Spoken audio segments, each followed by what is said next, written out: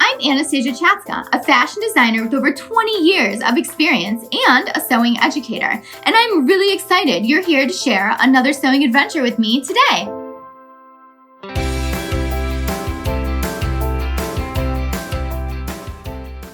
Welcome to Sewing Anastasia, and today we are going to create piping. Piping is great to put on the edge of collars, you can put it in seams.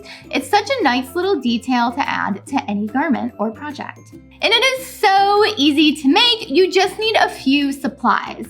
I'm going to show you how to create your own piping, so that way you're not limited to what is sold in the stores. And it is so easy to make, so follow along and I'm going to show you how to make some piping. If you're not already a subscriber to Sewing Anastasia, make sure you subscribe and hit the notification bell so you know when all the new videos come out. And if you're already a subscriber, thank you so much for subscribing and following along on my sewing adventure. Supplies for this project are super simple. You're going to need some cord, and this can be any width. You could make it really teeny, like 1/8 of an inch. You could make it really big, like 1 inch big. Huge, right?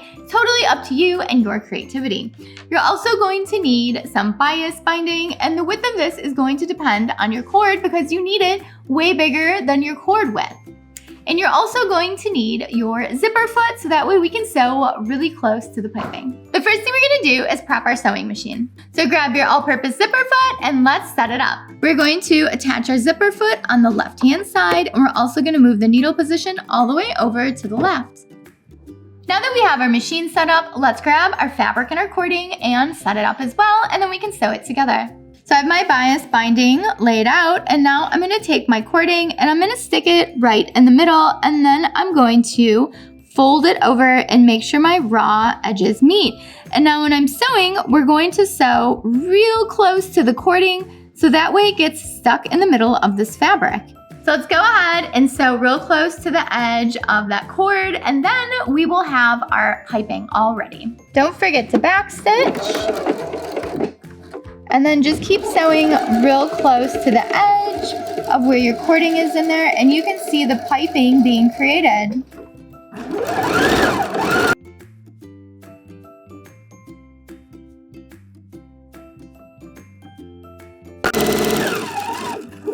Backstitch at the end and cut. We did it! We finished the piping. How easy was that? It was so easy. Now all your garments can be piping hot. Ha ha ha. Our piping turned out really well. You'll notice that the stitch is really close to the edge of the cording that we put in there, which is what we're looking for. So that way it's nice and sturdy and you don't have any loose casing.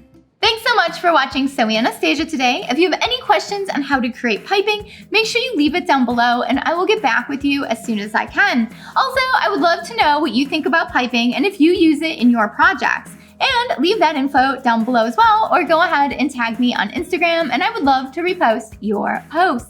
Also, if you don't follow me on social media yet, make sure you do on Instagram and Facebook and TikTok and Twitter and Pinterest and all those fabulous social media websites. That way we can stay connected and creative and inspiring each other. And if you're not a subscriber of Sewing Anastasia yet, make sure you subscribe, hit the notification bell so you know when all my new videos come out. And if you are a subscriber, thank you so much for watching Sewing Anastasia and following along on my sewing adventures. See you next time. Bye!